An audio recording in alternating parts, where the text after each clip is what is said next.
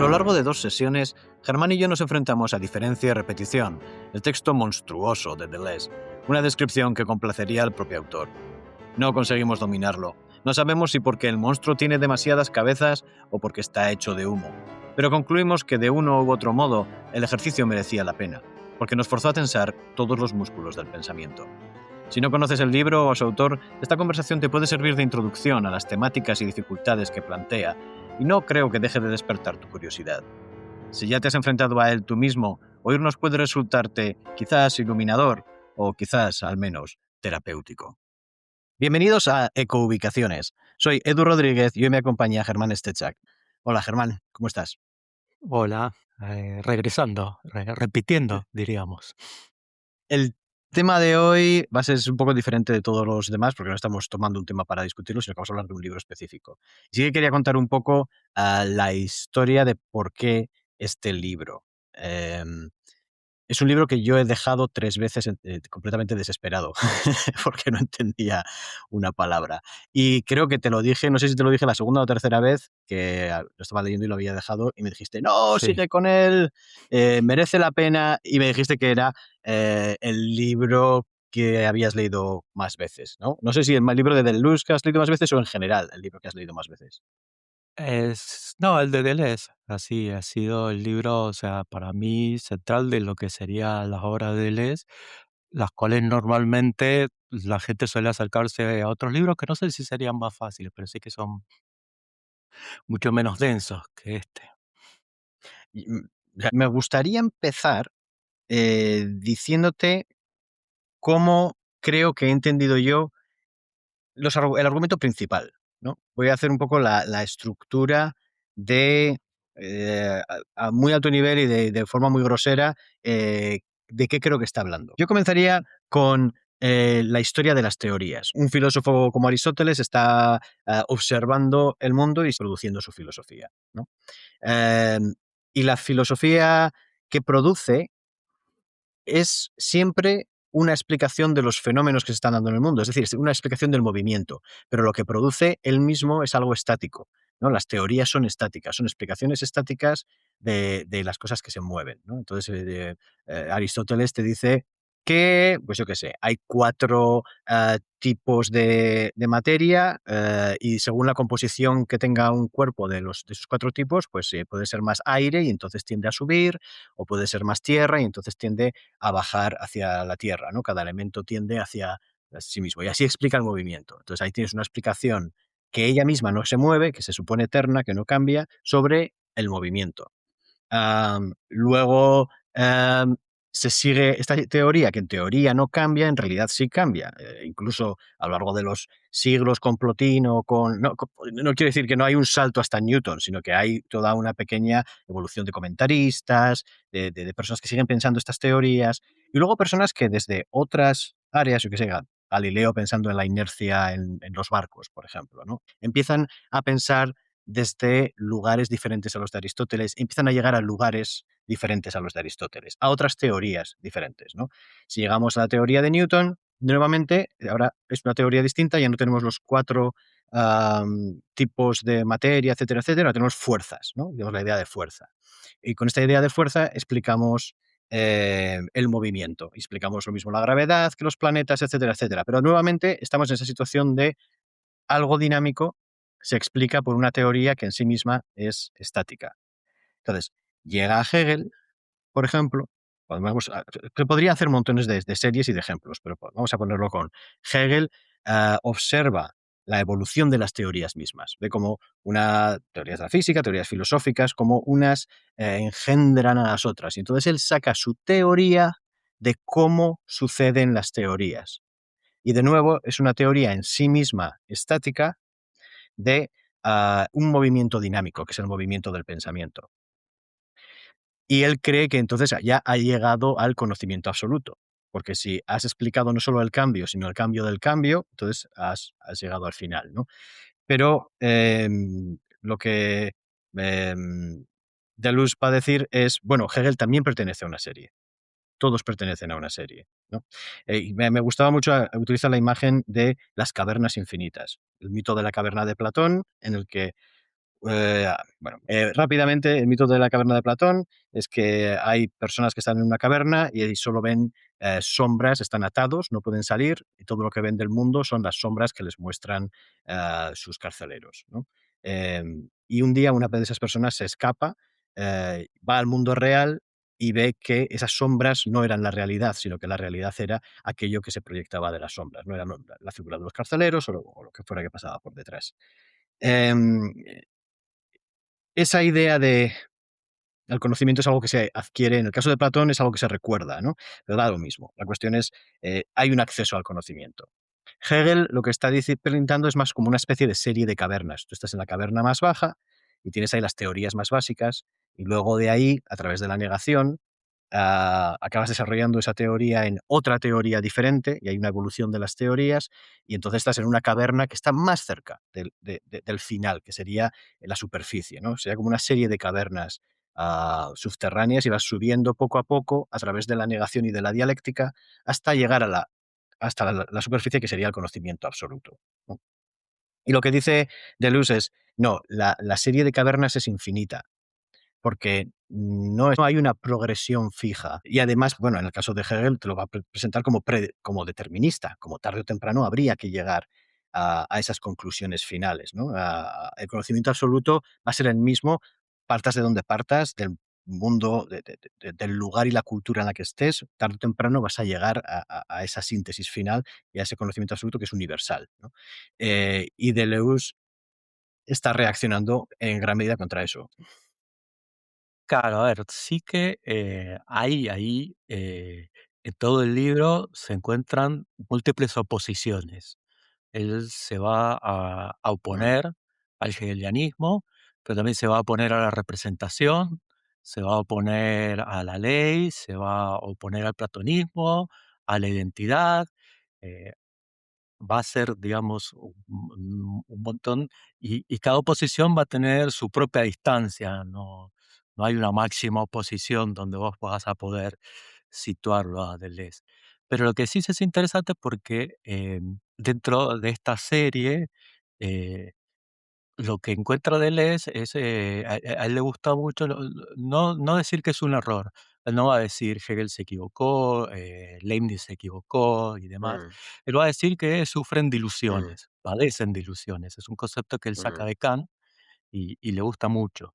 Mm, Eh, y sí que él va a ver es que en todas esas series que quieren hacer el movimiento siempre hay una ilusión de que el pensamiento va a poder pensar el cambio, el movimiento, y que, ¿qué va a hacer Deleuze con eso? ¿Se va a poner en esa serie?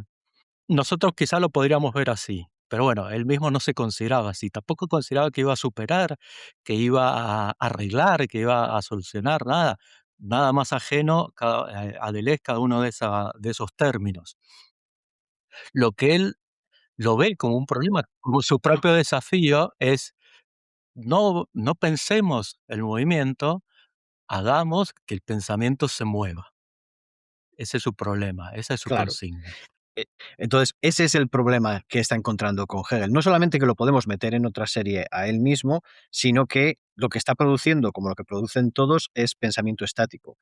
A lo cual él también está produciendo pensamiento estático, pero es un pensamiento estático que dice, pero el pensamiento debe moverse, ¿no? El pensamiento se desarrolla conforme, o sea, la mejor forma entonces de estar describiendo lo que sea que estamos haciendo, el ser, la experiencia, qué es lo que estamos intentando hacer con la filosofía, eso vamos a dejarlo al margen, pero sea lo que estamos haciendo, la mejor forma de hacerlo es ah, continuando con el desarrollo, viviéndolo, pasándonoslo de unos a otros, etcétera, etcétera, ¿no? Sería esa constante, Sí, eh, sería, por ejemplo, él lo dice desarrollo. claro en lo que va a definir en el libro. Él dice, no, acá no viene a decir qué es la repetición, él viene a repetir, no viene a decir qué es la diferencia, viene a diferir. Mm, Se piensa la diferencia difiriendo, se piensa la repetición repitiendo. Esos son los rasgos donde él lo intenta. Después habrá que ver, claro, eh, sobrepasa, digamos, él intenta sobrepasar lo estático, pero lo deja, de manos de ciertos aspectos como el sinsentido, el caos y demás, que que cuesta mucho sostener. Es un poco lo que pasaba con la tesis esta del eterno retorno, donde cada momento tenía que ser repetible y la intensidad se mantiene. Efectivamente, es un movimiento que parece requerir mucha fuerza, mucha tensión, y uno intenta también eh, que no sea desgastante. Entonces, sí que hay una ida y vuelta, o sea, el Deleuze mismo te va a sostener todas estas teorías, te las va a retomar. Para él es muy importante eso. mm, Lo que él, como ejemplo, que se puede dar, por qué seguir hablando con estos filósofos, hablando con esta teoría, uno puede sostener, eh, a contra de lo que dice el sentido común, que la Tierra se mueve y el Sol está quieto. Y efectivamente, no lo puede justificar además. mm, Pero esa justificación también tiene que explicar por qué nosotros vemos que el Sol se mueve y que la Tierra está mm, quieta. Entonces, él lo que va a necesitar es mm, que en ese movimiento también se explique por qué el pensamiento le cuesta ya, y no va a poder moverse, y por qué en cada uno de estos autores, Hegel yéndose al infinito máximo, Leibniz yéndose al infinito mínimo, intentando ahí romper la representación en esos extremos, están viendo algo, pero no alcanza. ¿Alcanza lo que hace Deleuze? mm. Esa es también la pregunta por la cual leer ese libro. Es un poco como decir que, vale, esa serie infinita de cavernas, es verdad, la serie de cavernas es infinita, pero no son todas iguales. No es lo mismo la caverna de Platón que la caverna de Hegel. La caverna de Hegel, en la medida que nos está dando una perspectiva más que enriquece la de Platón, eh, tiene otra calidad, tiene otra intensidad, si quieres. No es, no es decir es todo lo mismo, no es simplemente relativismo fácil. Bueno, sí que él rescata estos filósofos, quizás no tanto por que sea, sino que realmente ellos han intentado algo y han visto algo, se han asomado. Está también, por supuesto, hay Nietzsche, está Kierkegaard, se han asomado a algo y no han querido, digamos, ver eso hasta el fondo, lo que se han asomado. Pero sí que no vale lo mismo, no vale eh, una disquisición de Mm, otros filósofos en el sentido de eso. Luego, no sé si en la serie Hegel es tiene más riqueza conceptual que Platón. Diría hasta que no. Él ve Platón que ya genera todos los problemas, si querés. Es valioso lo que hace Platón porque genera todas las ilusiones que después va a padecer la filosofía. vale. Déjame ponerlo de otra manera. Hay una razón por la que ahora aceptamos Einstein y la física cuántica y no estamos utilizando la física de Aristóteles. Hay algo. Y de hecho, cuando estamos hablando de la repetición, y vamos a entrar luego a hablar más en detalle, ¿no? Pero cuando estamos hablando de de qué sobrevive y qué no sobrevive, aquí entraría este juego, supongo, porque tiene que haber una diferencia. Por muy revolucionario que quieras ser, no me puedes decir que lo de Aristóteles estaba muy guay y que volvamos a Aristóteles. No, eso no. A ver, tengo un montón de profesores que estarían en contra de lo que vos decís. De hecho, hay youtubers y demás que Sí, sí, dicen, hombre, es el momento de volver a Aristóteles. todo lo Opus Dei, sí, sí. Correcto. Sí que en esta selección, o sea, que es de vuelta, que es una teoría que es selectiva, te va a estar seleccionando realmente, sí que Mm, se rescatan estos filósofos que han visto los problemas, que han planteado buenos problemas, buenas preguntas.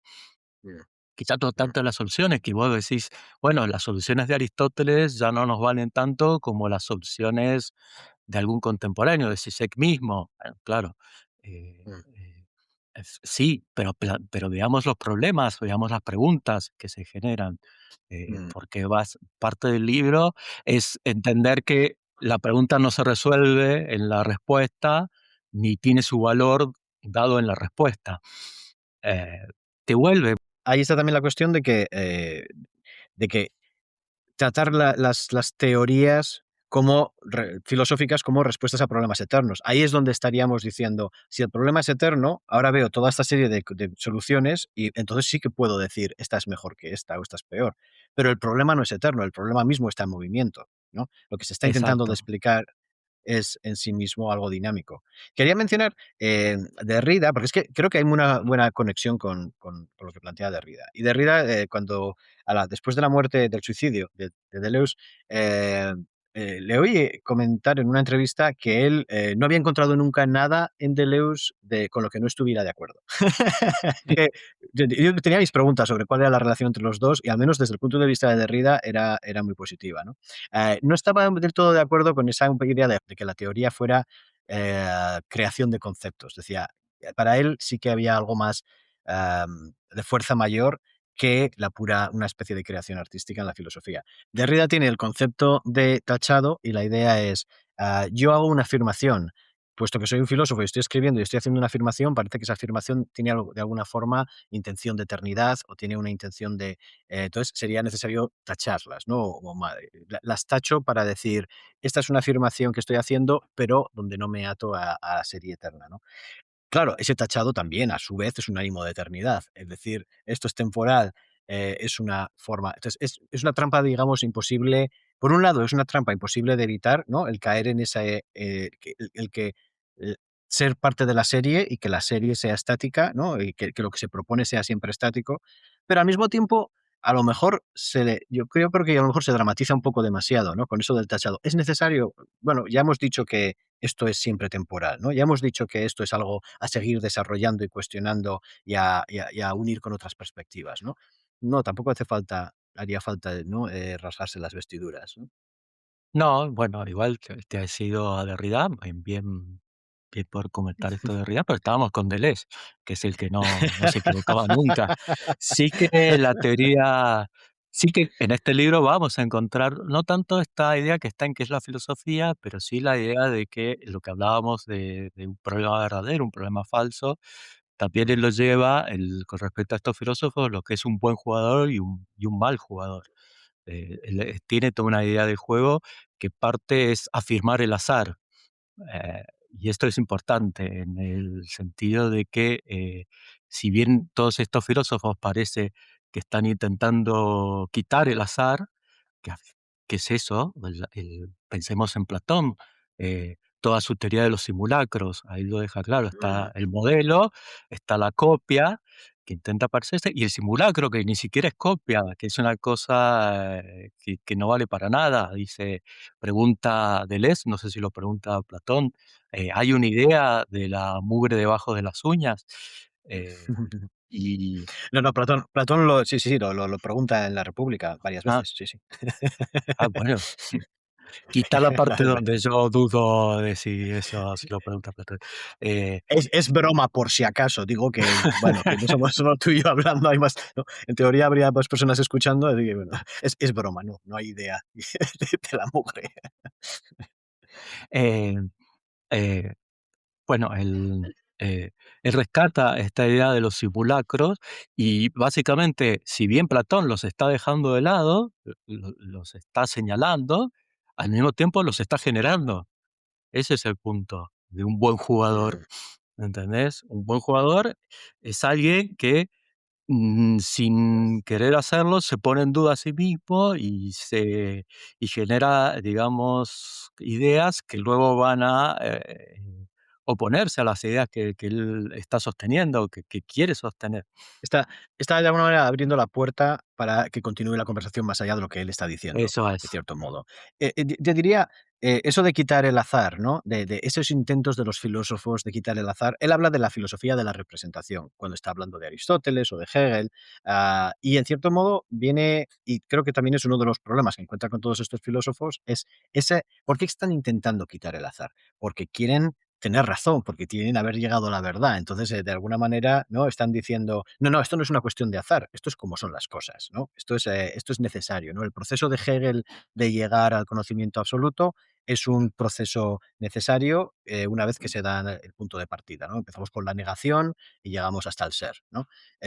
O con Leibniz, habías mencionado que Hegel va hacia el infinito grande, Leibniz va hacia el infinito pequeño, Leibniz tiene la idea de las mónadas, ¿no? Y la idea de las mónadas, habla bastante de luz de ello.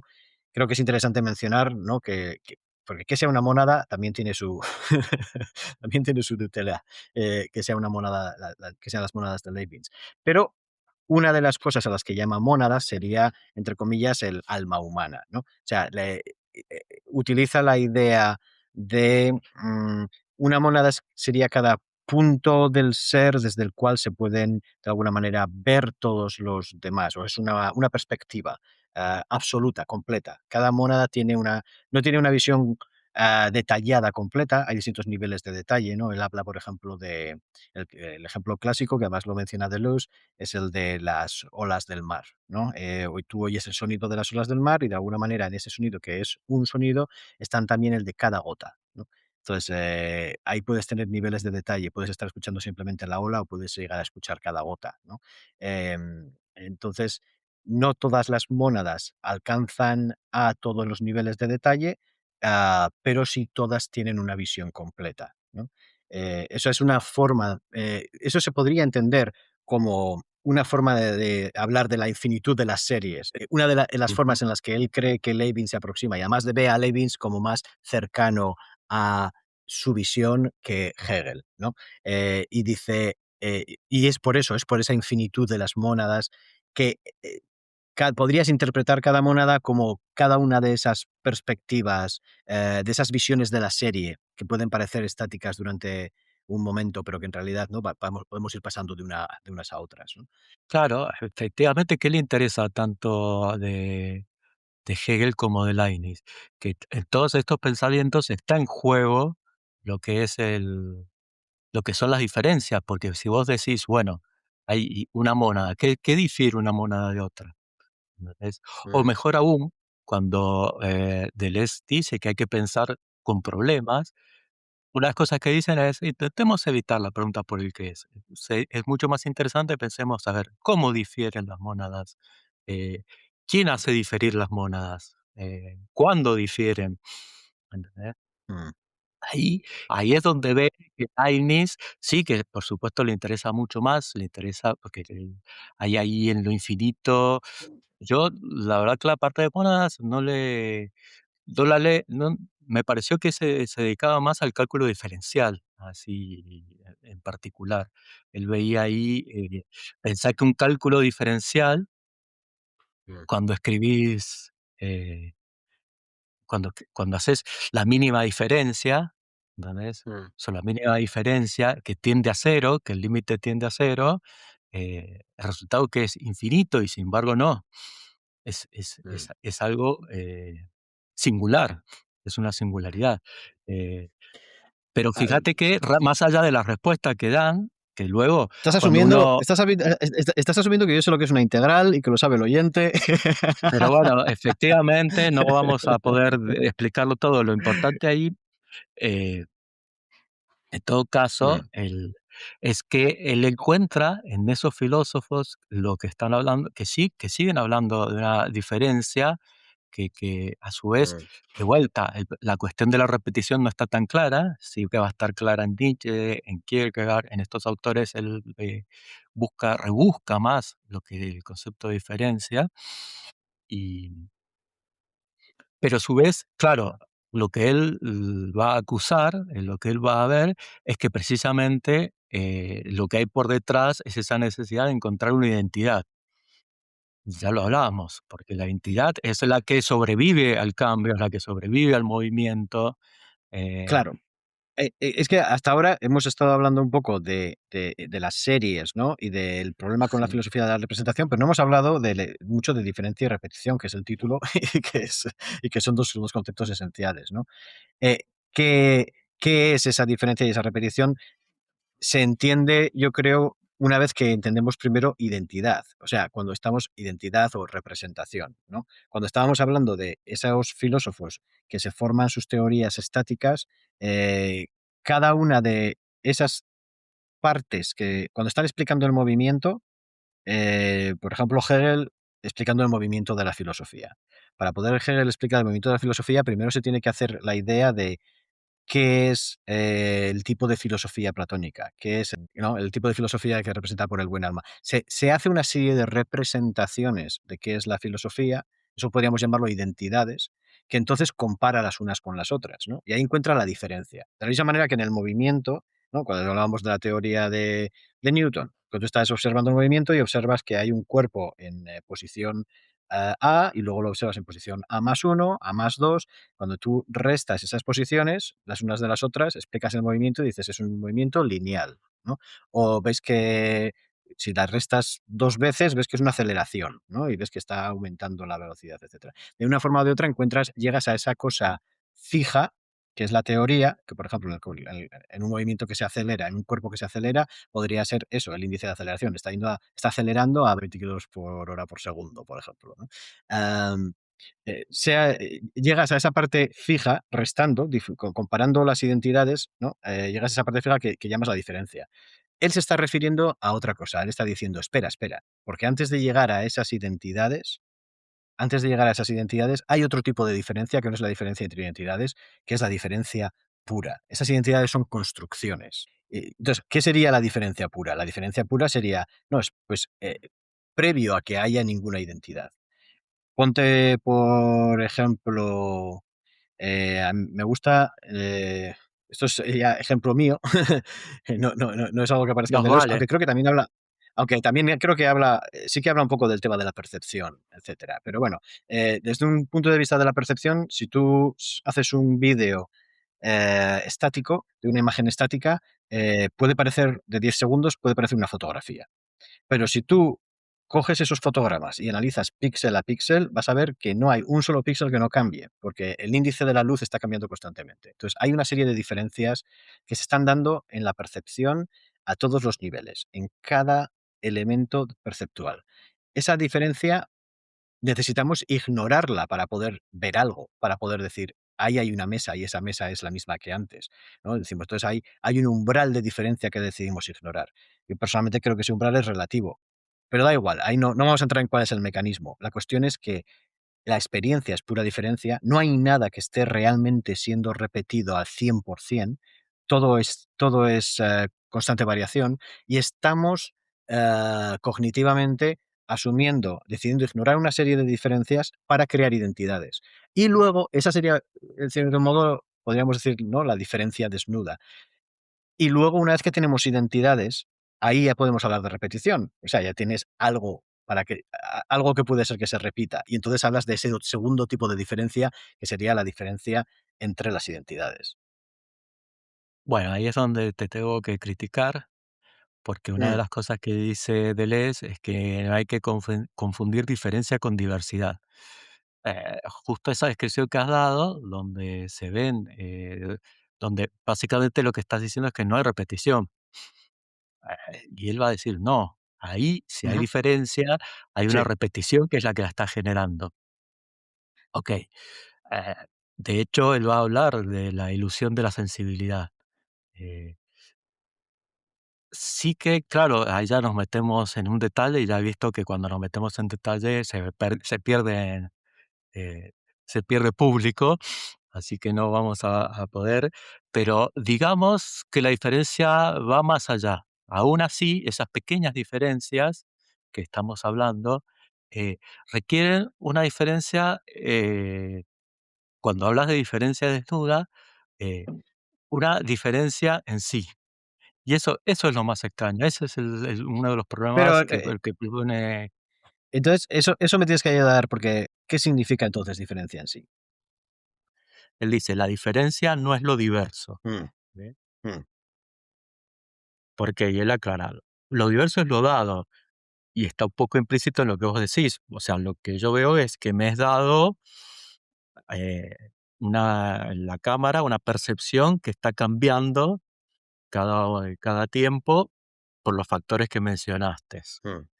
Y sin embargo, dice Deleuze, la diferencia no es eso, la diferencia es aquello por lo que lo dado es dado como diverso. O sea, él va a hacer un paso para atrás. Y mm, eso lo va a llamar empirismo trascendental. Aquí sale u una palabra muy grande, pero básicamente, eh, aquí trascendental se está trabajando esa idea, que es buscar aquello que hace posible la sensación. Es decir, aquello que no encontramos en la sensación y la percepción, pero que la hace posible. Es decir, no es la búsqueda de un fundamento, vale. no. Creo que entiendo. Mm. Vamos a ver, déjame devolvértelo. Sí, Lo que entiendo que estás diciendo es, no estamos hablando de la diferencia percibida del momento en el que yo estoy analizando la mesa y veo que píxel a píxel hay una diferencia. Estamos hablando de que para que esa diferencia se dé, en sí mismo tiene que estar habiendo diferencia en la realidad. Pero efectivamente. eso no es contradictorio. Yo no estaba diciendo que la cámara era lo que nos interesaba. La cámara era una Ah, forma de demostrar que nuestra percepción habitual común de que existen cosas estables, de que la realidad tiene cierto nivel de permanencia, en realidad no es así, se encuentra en constante flujo, ¿no? Em, sí, lo que pasa es que, claro, de vuelta, cuando vos decís que se encuentra en constante flujo, lo que vos estás diciendo es, si buscamos, vamos a encontrar diferencias ahí donde nos parece que es algo idéntico. E incluso así, a Deleuze, para Deleuze, eso no es un error, mm, sino que es una ilusión. mm. Ahí hay una ilusión de diferencia que no es lo que él está buscando. Entonces, él está haciendo esa búsqueda trascendental y ya la misma palabra suena tópico kantiano, pero él dice, esto no es una categoría del pensamiento. Aquí no es el pensamiento el que introduce la diferencia. Por el contrario, la diferencia es lo que hace pensar. La diferencia es ¿De acuerdo? la diferencia en lo real, digamos, en el, en la, La diferencia en el noumeno. no están en esos términos, no están en esos términos y sería ahí hacer una traducción. Ahí, ¿por qué? Porque básicamente el por eso te digo, parece que si que o sea, las condiciones de posibilidad del conocimiento tampoco están en lo real. Las condiciones de posibilidad del conocimiento tampoco están en lo real. Vamos a, vamos a pausar. Si la diferencia no está en la percepción, pero Mm, tampoco estamos hablando de que esté más allá de la percepción, o antes de la percepción, o debajo de la percepción, ¿dónde está? perfecto. Entonces, el es que no me deja de llegar ahí. Ok, ok. Sí que está ahí, porque hemos dicho, se trata de una ilusión. Yo esto lo repito. Mm, Cuando Deleuze hace una diferencia entre ilusión y error, es que dice que si vamos a buscar la diferencia tiene que explicar la ilusión. No es sencillamente que la mm, diferencia tiene que realizar una crítica y decir esto no es mm, negatividad. Entonces, es esta idea de que si yo digo que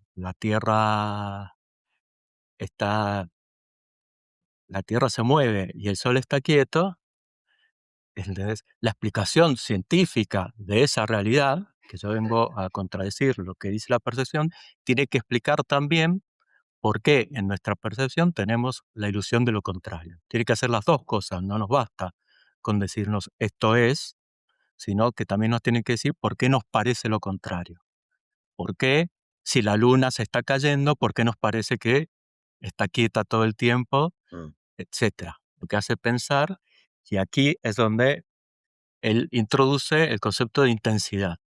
mm, Dice, una intensidad es lo que hace pensar.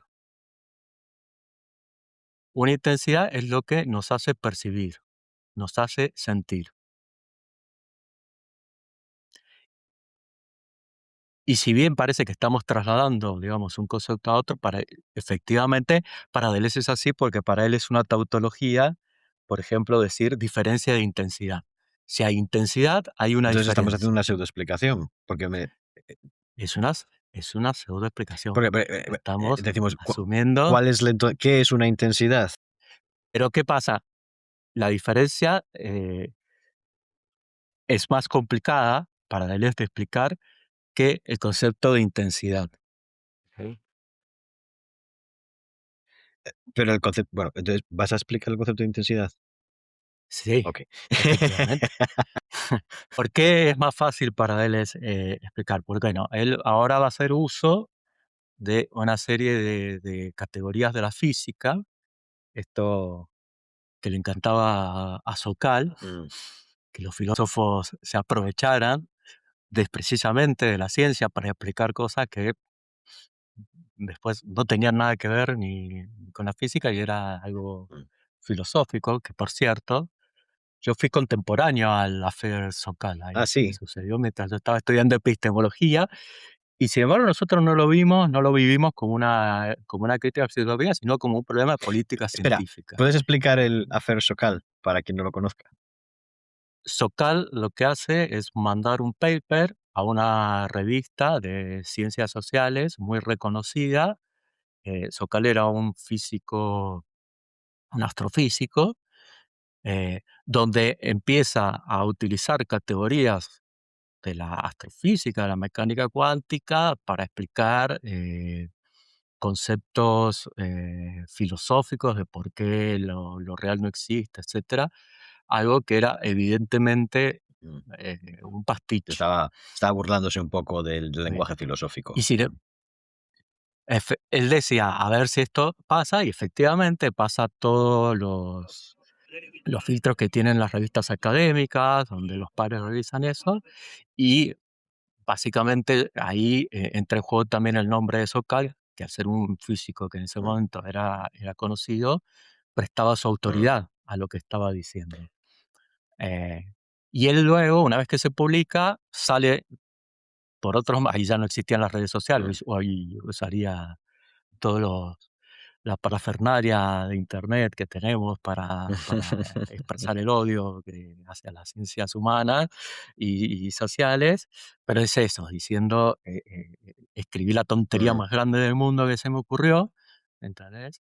Y van y lo publican como algo mm, cierto. Y él escribe luego el libro donde retoma a ciertos filósofos, ciertos psicoanalistas, acá está Lacan, está Deleuze, mm, Althusser, etcétera, que precisamente hacen uso de términos mm. que son científicos eh, para hacer, digamos, sus teorías más Bueno, sustentables, sus teorías más... lo que decía Nietzsche de hay espíritus que remueven sus aguas para hacerlas parecer más profundas, ¿no? Si introduces, a ver, ¿quién tiene la capacidad para entender al mismo tiempo el lenguaje científico y el lenguaje filosófico? Poquísimas, poquísimas personas, ¿no? Eh, Supongo que eso es lo que Sokal dice que están intentando hacer, es atribuirse. eh, Claro, porque al fin y al cabo lo mismo le podríamos decir a Sokal sobre el lenguaje filosófico. Lo que pasa es que para él el lenguaje Mm. filosófico es humo, entonces no hay nada ahí de Bueno, las especificidad, críticas a de Sokal rigor, vienen de que del mismo modo que él efectivamente. afirma que estos filósofos no entendían los conceptos matemáticos que, por ejemplo, utilizaban, creo que específicamente habla de cómo Deleuze utiliza el cálculo, eh, eh, del mismo modo Ujú. que según él, ellos no lo entendían, él no está entendiendo tampoco las teorías que están planteando y los contextos en los que están utilizando ese lenguaje, ¿no? Esa es la crítica que se le hace a Sokal, a su vez. Efectivamente, pero claro, ahí hay una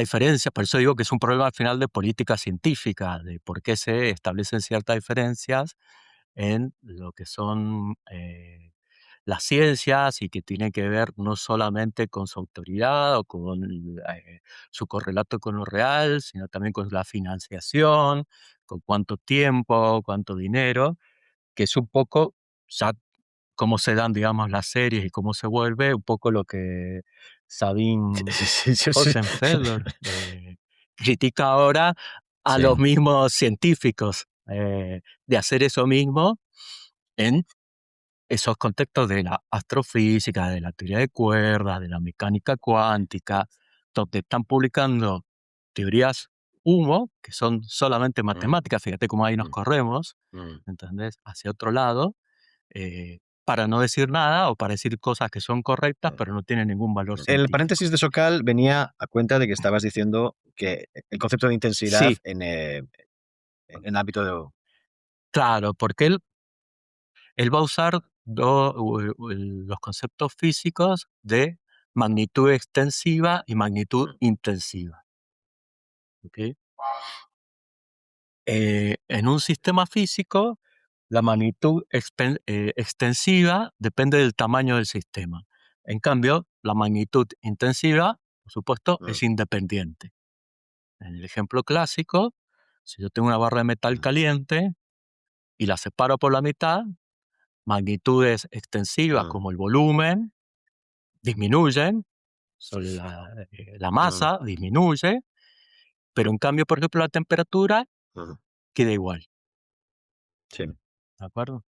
Es decir, que la temperatura es una magnitud intensiva eh, que permanece cuando haces cambios Mm, en el sistema, que tiene que ver con los propios límites del sistema, otras magnitudes cambian, pero las magnitudes intensivas persisten, permanecen. Entendemos este tipo de magnitudes, mm, entendemos por qué, lo podemos entender conceptualmente, también podemos desafiar o no, y lo podemos entender mm, experimentalmente. O sea, podemos medir la temperatura y ver que no va mm, a cambiar, o sea, que hay ahí. eh, y también lo dejamos puesto ahí que si yo tengo la barra caliente y quiero cambiar la temperatura, no voy a poder realizar ningún cambio dentro del sistema que me permita hacer eso, si no tengo que buscar otra cosa, otra barra, algo que tenga una temperatura diferente, un fondo, mm, un ambiente, que tenga una temperatura diferente para que esa temperatura empiece a mm, cambiar. ¿Ok? Necesitamos otro. Y decíamos que Deleuze empieza a separar de esto cuando él hace la afirmación de que la intensidad solo cambia de naturaleza. Es decir, él ve que hay diferentes cambios en la extensión, que son cambios cuantitativos, y lo que va a decir que cuando cambia la intensidad, lo que se produce es un cambio cualitativo. mm. ¿De acuerdo? Ya eso, ya nos empezamos a alejar, porque ya el ejemplo no nos está No. funcionando Mm, muy bien. Eh, efectivamente. Eh, pero si te das cuenta, ya aquí sí que empieza a relacionarse con otras cosas que ya venía a decir Deleuze, que él está en busca de un movimiento verdadero. Y acá él dice, claro, parece que hay ciertos cambios, ciertos movimientos, ¿entendés? Que solamente cambian de grado.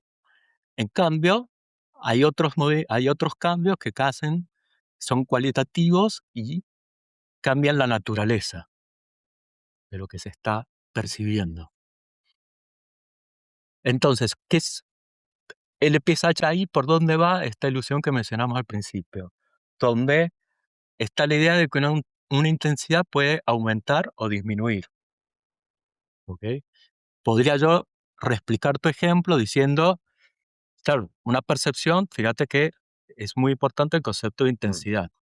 Ahí la percepción solamente puede percibir si hay ciertos umbrales, si hay ciertas mm, distinciones, o sea, si algo intensidad, entonces yo puedo decir, bueno, tengo una imagen que si la miro con cierta intensidad parece que está quieta, pero si aumento la intensidad de mis percepciones, mm, ¿entendés? Si empiezo a mirar con más, empiezo a percibir que mm, ahí hay cambios, ¿ok?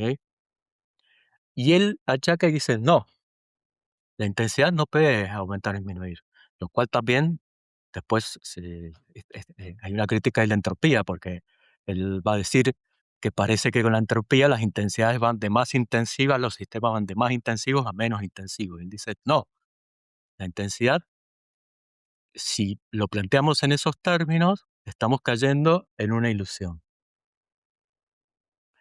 Es decir, que si la intensidad cambia, produce algo nuevo. Pero esto, ¿cómo se tangibiliza? ¿Dónde podemos ver un ejemplo? Un ejemplo como el que acabamos de decir, El de la tem el de la que nos deja temperatura. fuera. El de la temperatura, fíjate que la diferencia entre intensidad y extensividad no me convence Sí. demasiado, porque al final que la dimensión sea espacial o sea temporal, ¿no? La temperatura sube o baja. Es que justamente Mm, ahí va el punto. Has llegado al punto antes mm, de que yo lo mencione. Precisamente eso es mm, lo que él ve, eh, que hay una diferencia entre tiempo y espacio, más específicamente entre mm, duración y espacio. ¿Ok? Y aquellos cambios cuantitativos, cualitativos, se suceden en el mm. espacio. En cambio, aquellos cambios cualitativos son los que suceden en el tiempo. ¿Por qué un Él cambio de hace esa temperatura iba diferenciación. a ser menos cuantitativo que un cambio en el espacio? Te avisé que nos íbamos alejando de Me eso. estás diciendo, no intentes pensar Te en lo estas dije, regiones. Cállate y acepta lo que te dicen. no, no, tenés que entender que ahí él se va alejando. Por Pero eso se, también ahí se enoja un pero se científico, aleja, pero precisamente porque un científico. se aleja hacia dónde. Sí, se aleja, pero no tanto, porque que él efectivamente, ahí no podemos decir que la temperatura era un cambio temporal como tal. Sí que solamente te referí a que se necesitaba algo con una temperatura diferente para que se produzca ese cambio. Quizás ahí después iba a entrar el concepto de series, porque precisamente no tanto como esta diferencia que él va a Mm, hacer entre aquellos cambios que suceden en el espacio y aquellos cambios que mm, suceden en el tiempo. Primero que él hace ahí un juego que a mí me gusta jugar, creo que lo viste, que él va, fíjate que él está incluso definiendo la diferencia con una diferencia. Luego él decir, claro, ¿quién diferencia entre mm, duración y espacio? Y él va a decir, siempre es la duración tiene prioridad. Es decir, la diferencia no está entre ambos, sino que siempre está de un lado. Entonces, lo primero que él encuentra en esa diferencia, que esa diferencia es mucho más pura, porque son las diferencias de naturaleza, las diferencias de duración, las que van a poder eh, realizar la ilusión de las diferencias de espacio. mm. No te veo muy convencido. Entonces, sigamos sin O sea, convencimiento. todo lo ¿Ok? que estás diciendo me estoy impresionado de, de qué bien atas lo que dice el libro, porque es verdad que todo, o sea, estás cogiendo muchos conceptos fundamentales que no he encontrado en el libro, que yo no he encontrado muy bien su atadura, y tú los estás mostrando. Sigo sin entender lo que significan, eso sí, claro. Sí, ya.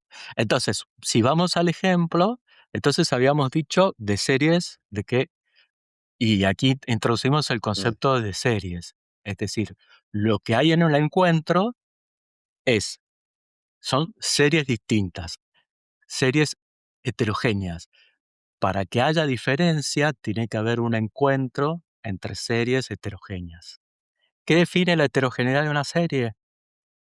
Sus duraciones. Las duraciones son El diferentes. tiempo es simultaneidad. Si tenemos series múltiples simultáneas, o sea, si el espacio es una ilusión y solamente tienes tiempo, sería una sola dimensión. Tendrías, ¿no? Primero que él está hablando ahí Mm, de duración. Entonces, no, porque de hecho, lo estoy pasando por alto, pero es mm, sumamente importante, lo que hay al principio en la percepción, y hemos dicho, en la percepción lo que hay es una serie de intensidades que mm, hay que pensar, lo primero que hay es un pensamiento que tiene una duración, mm, y es precisamente eso es lo que se encuentra con lo sensible que tiene su propia duración. ok. ¿Ok? Entonces, ya es más fácil que entender el concepto de duración en el pensamiento porque, lo sabes, precisamente ya no es el tiempo simultáneo, el tiempo de los relojes, todo formas que desde ya se deberían ser muy criticables porque están midiendo el tiempo por un mm. movimiento en el espacio, ¿entendés? Sino que son, hay algo que no vamos a decir que es un yo, que es eso, ¿entendés? Pero hay un pensamiento que tiene diferentes duraciones y que es muy, que esas duraciones, como somos nosotros conscientes de nosotros mismos, se aceleran, disminuyen, entran en ciclos.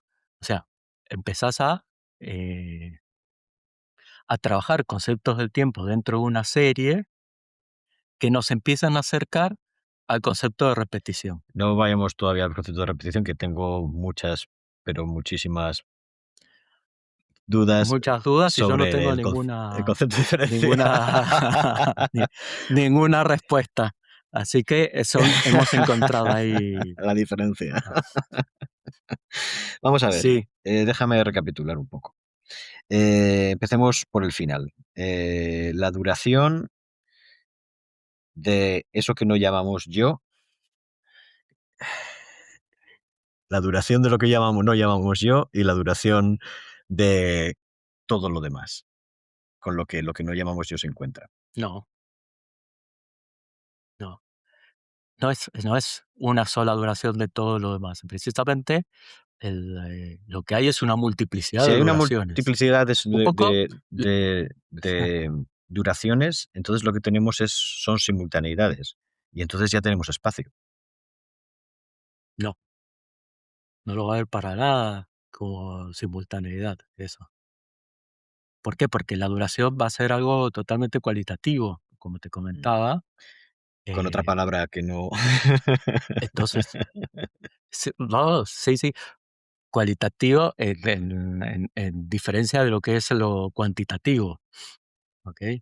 ¿Qué sería el tiempo cuantitativo? Es el tiempo que Pongamos un mide un reloj, ejemplo, donde yo tengo un evento, mido pongamos un un segundo ejemplo de algo evento, no cuantitativo. ¿entendés? Eh, eh, el tiempo tuyo cuando estás esperando es mucho más largo del tiempo cuando Eso es estás cuantitativo. excitado. Eso Eso es sería el lo ejemplo. largo. Eso es cuantitativo. La- el mismo tiempo, para el mismo tiempo medido, ¿entendés? Vos podés, de vuelta, lo llevo a la duración, que es lo que vamos a tener nosotros como conciencia Mm, más inmediata. Es decir, el mismo tiempo medido, cualitativamente, nosotros lo podemos vivir de mm, diferentes formas. ¿Ve? Y eso da en cuenta la duración. Lo que, lo que está aquí afirmando Deleuze es que eso mismo sucede, digámoslo así, en lo real. Es decir, no hay estas manifestaciones de duraciones debido a que yo psicológicamente, digamos, ahí hay algún factor propio. En cambio, lo real mantiene un tiempo, es que tampoco podemos decir una simultaneidad después mm. de la teoría de la relatividad, pero bueno, mantiene sus diversos tiempos, sino que a su vez lo real tiene duraciones, diversas duraciones, que lo acercan a estas sensaciones, a esta percepción que nosotros tenemos de lo que se dilata, lo que se contrae, lo que, lo que retorna. Por ejemplo, eso es un concepto de la duración, lo que retorna, que no es así, no así en un concepto del tiempo. ¿Tú cómo entiendes todo esto? ¿Te quedas en las palabras? ¿Lo asocias con sensaciones más o menos em, subjetivas como el concepto de duración individual, de lo cualitativo que pueda tener la experiencia del tiempo? O tienes una visión clara o relativamente clara? Eh, Desde luego que no, yo creo que se entiende en mis balbuceos de Mm, que no hay ahí ninguna visión clara. mm, Eh, Sí que cuando introdujimos la idea de hablar de mm, este libro está esta cuestión, a ver si se puede llevar. mm, Y yo sí que te comenté que me parecía que esto se podía expresar en lo que vos estabas mm, elaborando mm, como tu teoría. Por un lado, ¿por qué? Porque en la red sí que hay mm, diferencias, eso es muy importante. Pero ¿qué tipo de diferencias hay? Son diferencias espaciales. no, De, no de ca- necesariamente. ahí está. Em, Bueno, y aquí efectivamente, y sí entonces. que me parece interesante. Y es que ahí es donde yo Ujú, decía, creo que lo entiendo si lo asimilo a lo mío. Pero es verdad que todo esto que estás diciendo está en el libro también, todo lo que estás ujú. mencionando. O sea, el tema de lo cualitativo, que son cosas que yo he pasado por alto porque no las entendía y no las podía encajar en lo mío. Así que decía, venga, esto fuera. No. Am, pero hay otros muchos elementos que encajan muy bien, ¿no? Por ejemplo, la idea de individuación, del individuo, de lo individual sobre lo conceptual, ¿no?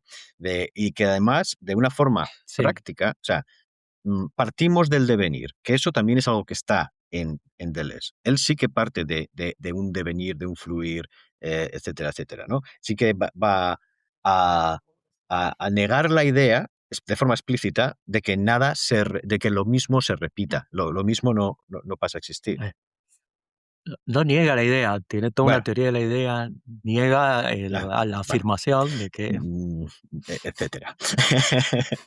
claro, Pero bueno, ahí a grandes rasgos, de nuevo, a grosso modo, sí que ¿no? Esa idea de hay un devenir, un flujo constante, pero de ese flujo, de alguna manera, el sistema cognitivo acaba extrayendo regularidades, acaba extrayendo cosas que se repiten, ¿no? Y luego, pero volviendo al tema de la red, yo mencionaba el ejemplo de el proceso de conceptualización por abstracción, como opuesto a eso, el concepto de categorización. El concepto de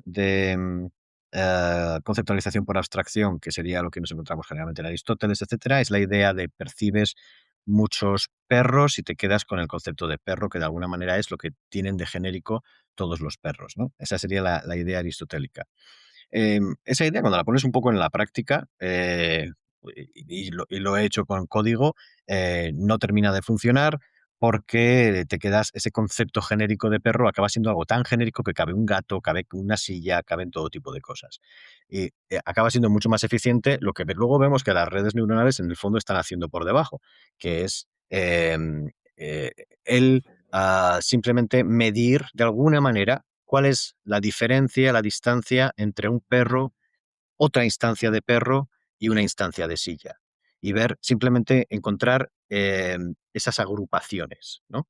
Que se están basando más en la diferencia pura que en la identidad. No están basándose en tener un concepto de perro y entonces este perro que llega ahora me encaja o no me encaja dentro de ese concepto, sino que lo que estás haciendo es comparándolo un poco con todo lo demás y viendo dónde se ubica. Esa ubicación no es espacial, porque fíjate que lo que estás midiendo no son desde luego ubicaciones espaciales, son infinidad de dimensiones, no son las tres dimensiones del espacio, son ujú. infinidad de dimensiones, tantas como características puedas categorizar. Sí, pero yo ahí se podría seguir manteniendo de que son diferencias de grado, a eso voy. Eh, ¿Vale la pena introducir ahí una diferencia de naturaleza? Eso es lo que precisamente de la misma forma que vos has Mm, descartado cierto movimiento aristotélico, aquí se está planteando un movimiento deleuziano del pensamiento que mm, quizás no valga. mm, Efectivamente, por eso me interesa tu teoría y poner mm, a prueba esto. Desde luego que si es el lectura por el mm, placer de la lectura, bueno, sí, podemos, ¿entendés? Leerlo, pero sí que se vuelve interesante en el caso de Deleuze porque esto se lleva a la práctica. Eh, Ahora mismo se estaba mm, quejando Zizek de que los israelíes lo estaban utilizando a él para sus teorías de cómo ocupar territorios y muchos antes habían utilizado las teorías de Deleuze precisamente para la forma de ocupar territorios en Cisjordania. Es decir, hay formas en las cuales esta teoría se está actualizando que pueden ser completamente sorpresivas, completamente extrañas, ajenas. Entonces, por eso cuando yo elegí esto, porque te vuelvo a repetir, por ejemplo, una de las mm, cosas que me interesaba era uno de los últimos posts en donde vos te mm, quejabas de que por qué buscar explicaciones en la biología, en la psicología, en el aparato digestivo, si podemos encontrarla en mm, este dispositivo mm. que vos has hecho. Y básicamente es eso, claro, el dispositivo está generando una serie que tiene cierto tipo de duración que no la tienen. La de la biología son duraciones mucho más Mm. grandes. No tanto como la de la psicología, pero son más grandes. Incluso hay duraciones más pequeñas, como la del aparato digestivo. Entonces, ahí es donde se produce una serie que para Deleuze es heterogénea y no tienen que converger. Ese es su punto. Hay que mantenerlas heterogéneas. Hay que mantenerlas. Se sostienen no tanto por lo que yo crea, sino precisamente porque son duraciones Pero diferentes. entonces aquí estamos hablando, Efectivamente. en este caso concreto que estás planteando, estamos hablando de la compatibilidad de distintas teorías. Es decir, vamos a tener varias teorías simultáneas, aunque sean excluyentes. Simplemente mantenemos varias teorías para, porque nos pueden venir a ir a mano. No, porque precisamente vos ahí, como pensamiento, vos tenés una duración. Por ejemplo, a vos te interesa, incluso podríamos decirlo inmediato, tomar una Mm, decisión aquí y ahora. No lo menciona este libro, pero menciona en el personismo el mm, concepto de intuición. Precisamente la intuición es lo que nos permite tomar elecciones correctas mm, antes que equivocadas todo el tiempo. ¿Por qué? Porque precisamente lo que tenemos es una duración que está atenta a otro tipo de duraciones. Y en ese caso funciona como un efecto de mm, selección para seleccionar las diferencias verdaderas, las diferencias que van a repetir y van a devolver como intensidades cambiadas. Y te lo alargo. Pero vos fíjate que aquí la intuición es, es efectivamente lo que nosotros pensamos que es la intuición, que es tomar una decisión, una jugada de ajedrez, sin hacer todos los análisis que hace una inteligencia artificial sobre lo que sería la mejor jugada del ajedrez, ¿entendés? Ahí, pero ahí hay una mm, duración de inmediatez, una duración es donde vos precisamente está el juego con las duraciones que se pueden expandir si vos los llevas al terreno de la biología, porque claro, ya ahí la biología vos ya sos parte de una especie, sos parte de otras, y esos son, por ejemplo, vos mencionabas el concepto de individuación, aparecen otros individuos en otras series temporales, que son individuos mucho más grandes, la especie mm, es una individuación. ¿Ok? Que tiene sentido dentro de la serie biológica, pero no tiene sentido para mí. Solamente mm, cuando esas 2 series entran ahí ¿en qué? Ahí, por eso él va a continuar hablando de las series, y aquí es un poco donde yo tenía la idea de hacer un fade out, que se empiece a silenciar, porque introducimos otro tipo de conceptos como el de idea, lo virtual y lo actual, la singularidad, la individuación. Es decir, para explicar por qué las series que son heterogéneas de pronto entran entran en contacto entre sí sin converger, manteniéndose heterogéneas y demás, pero sí que para mí, a pesar de que parece que dejo eso en la oscuridad y que, bueno, no estamos explicando nada, sí que me parece que un poco la idea de la explicación que di, sí que permite entender que el mismo libro de Deleuze es una serie que tiene su propia duración y que esta duración no la va a colmar, no va a llegar. Sencillamente estamos asumiendo algunos tipos de puntos en común, de singularidades, diríamos, ¿entendés? Pero la verdad que el libro es una serie que se expande, digamos, eh, tiene una duración mucho más grande que otros libros de Deleuze, también hablamos de eso. Que hay libros que son mucho más fáciles, mucho más accesibles, porque el mismo libro mm. tiene una duración, diría Deleuze.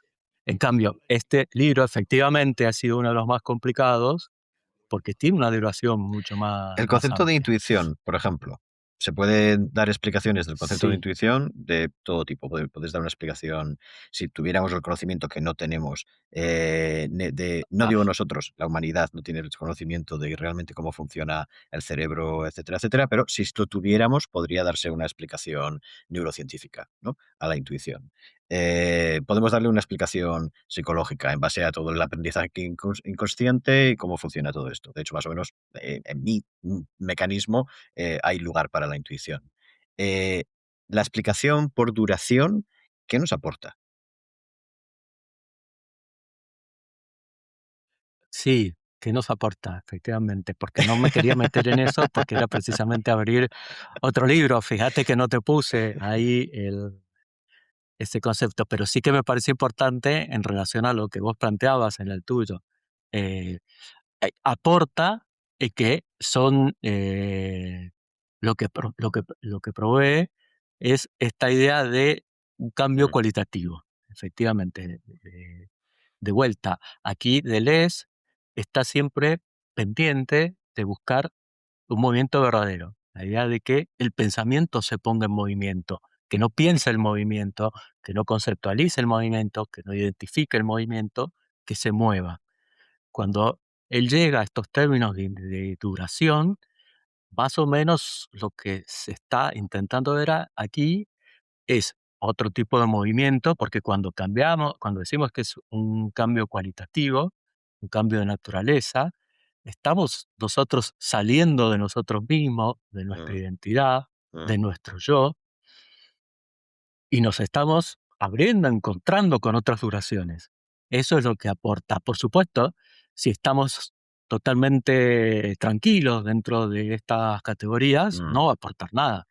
Claro, No, y no. estos son los momentos en los que a mí me engancha, ¿no? En los que digo: "Vale, sí, esto me cuadra, esto me interesa".